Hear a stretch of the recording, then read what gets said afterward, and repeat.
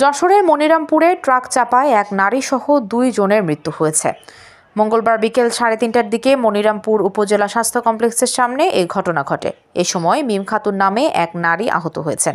নিহতরা হলেন উপজেলার মুন্সিখানপুর গ্রামের কাপড় ব্যবসায়ী রবিউল ইসলামের স্ত্রী রূপা খাতুন ও একই উপজেলার ফেদাইপুর গ্রামের ভ্যান চালক মুসলিম উদ্দিন।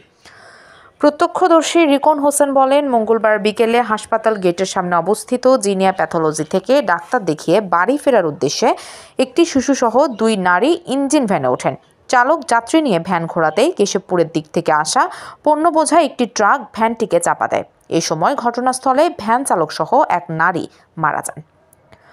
মনিরামপুর থানার উপপরিদর্শক SI অমিত দাস বলেন, ভ্যানের 2 যাত্রী সম্পর্কে আপন 2 বোন। তাদের মধ্যে মিম খাতুন গুরুতর আহত হয়েছেন। তাকে যশোর জেনারেল হাসপাতালে রেফার করা হয়েছে। আর মিমের কোলের শিশুটি ভালো আছে। SI অমিত দাস বলেন, নিহত 2 জনের লাশ মনিরামপুর হাসপাতালে রয়েছে। দুর্ঘটনায় দায়ী ট্রাক আমাদের হেফাজতে আছে। ট্রাক চালককে আটক করা যায়নি। মনিরামপুর উপজেলা স্বাস্থ্য কমপ্লেক্সে জরুরি বিভাগের ইনচার্জ আলেক উদ্দিন বলেন, ট্রাক চাপায় ঘটনাস্থলে 2 জনের মৃত্যু হয়েছে।